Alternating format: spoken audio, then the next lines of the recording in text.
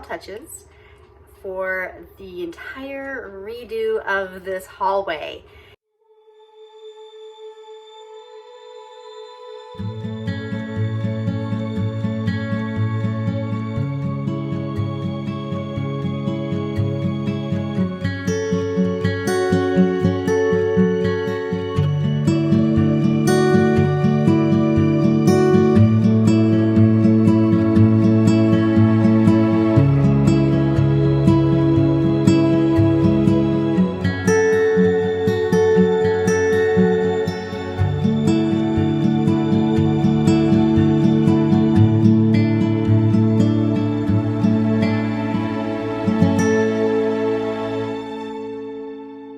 We have been working on this hallway since we moved in. I mean, it's been a mess. When we moved in, it didn't have any carpet. We put carpet in it, and eventually we had to pull the carpet out because it was disgusting.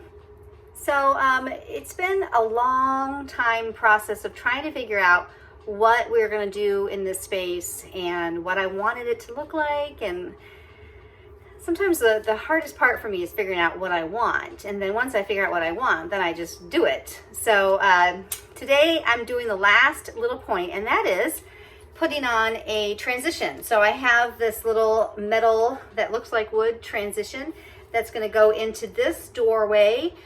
This is Mary's door, and it's the only one that doesn't have the transition in it. For some reason, I didn't buy enough, and all the other doors are done, but this one is the last. So I'm going to work on that. Before I do this, I want to tell you a little bit about the journey that we've taken with this hallway and show you some of that work. So like I said, we've been working on this for a very long time. Now this hallway is the strangest hallway you'll ever see ever in a house, ever. Because I don't think even other round houses have hallways in them like this. I think a lot of round houses have like a center room and then everything's dispersed from that. But in this house, but the hallway is round, it's circular. That, you know, you can start on one end and run around in circles. And so when we have parties, very often the younger kids tend to find their way up here, and just there's always a game of chase happening around the hallway.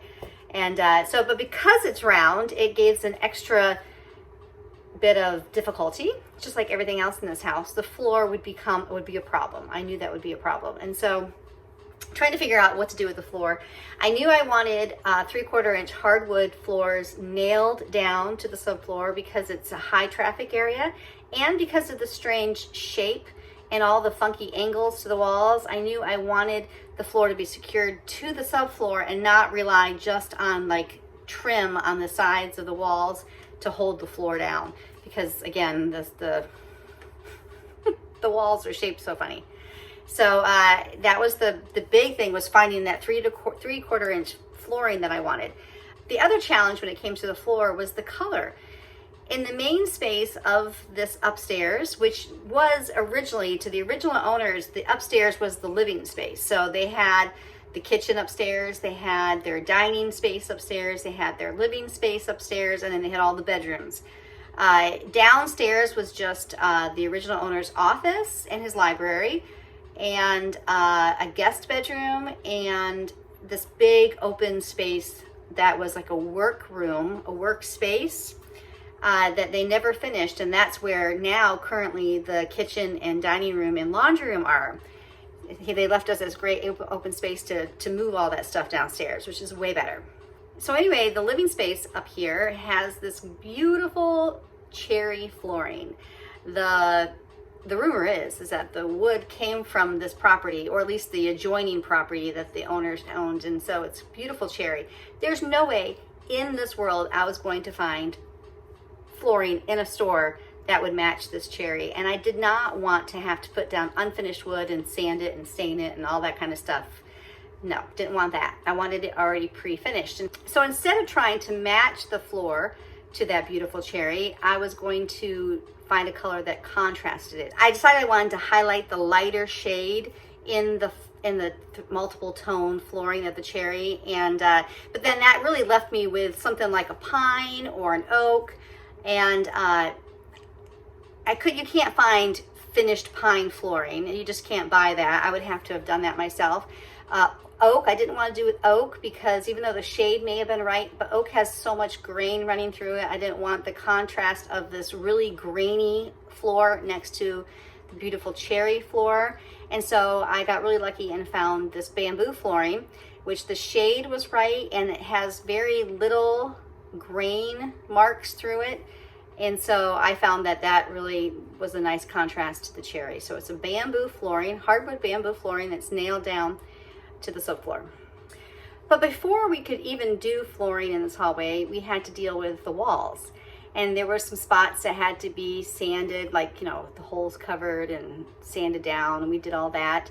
I had a lot of help from my daughter, Mary, which you'll see her. She really helped me with the floor also, but she's the one who painted the hall. We couldn't decide on which color to paint the walls of the hallway, and so we went 2 different colors.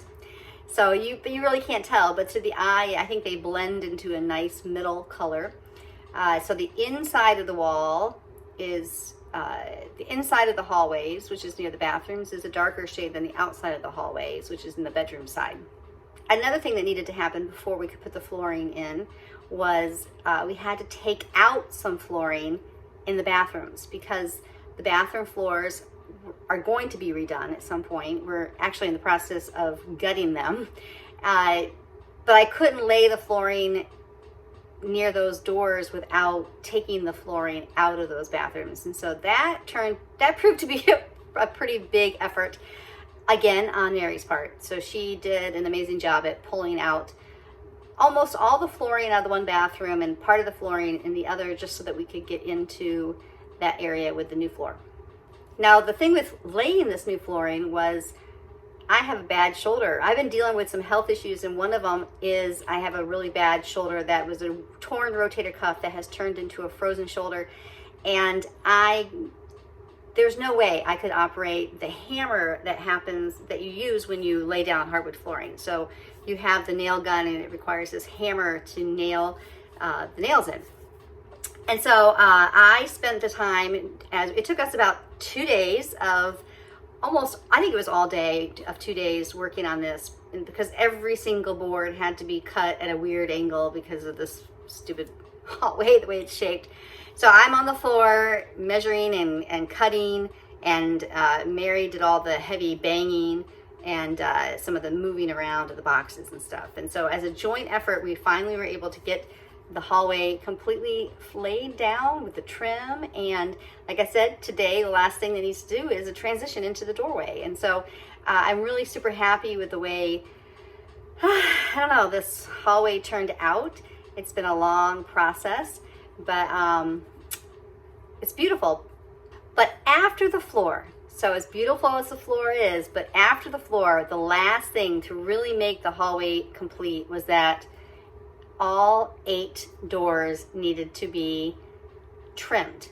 When we moved in, we think that the second owners of the property, they took all the walls off up here, and because I think they were all like paneling, and they replaced the insulation in the walls on the second floor, and then they put drywall. So when we moved in, all the drywall was up, and some of it was all painted, but none of it was trimmed. No door upstairs was trimmed, and the floors were not trimmed, and the ceilings were not trimmed. And so it was very unfinished drywall. And so in the main space, I've gotten most of that finished, being painted and the ceiling trimmed and the floor trimmed and the windows trimmed. I have one spot left in the stairwell that my son-in-law is going to paint for me and trim out. So we'll be able to get that finalized and get that trimmed. But in the hallway here, the doors, there's 8 doors in this hallway, 5 bedrooms and 2 bathroom doors and a closet door, and none of them were trimmed. So I had to cut all the wood. Mary stained it all for me, and then we hung it. So all the doors got new trim work, and then actually all the doors have gotten new doorknobs as well. So when the bathrooms are finished, we will finally be able to say that this hallway is done. The bathrooms are going to be quite the work, but again, this is what we've done. So my project today is pretty simple, but this has been something that's been going on for a very, very, very, very long time. So the tool I'm going to use to cut this transition is my Dremel. cutter thing. Dremel, I think, is the name brand, but it's this thing. I love this. This is a new purchase I bought a couple years ago, and I've used it over and over and over again. A small little hand tool to cut through things. I'm always excited to find power tools that suit me, that work good for a person of my stature who doesn't have a lot of upper body strength, and I don't have a lot of skill either. And so I'm always excited when I find something like this that does a job that's very specific, like cutting. This thing will cut through metal, which is, those transitions are metal, but it'll cut through plastic. I've used it to cut some wire in my garden. I've used it to cut the plastic roofing for my playground that I built last summer. So this has been great because I can handle that. And actually my son, Joe, is usually the one who operates it. And so it's always exciting to find little tools that work well for me. But this has this little cutting attachment on it right now, and I'm going to use it to cut this metal transition, and it literally just gets nailed down. It's no big deal. As I cut it here too short. Here's the problem, is that this is not long enough. Like, it's the gap in your entering your floor is a little.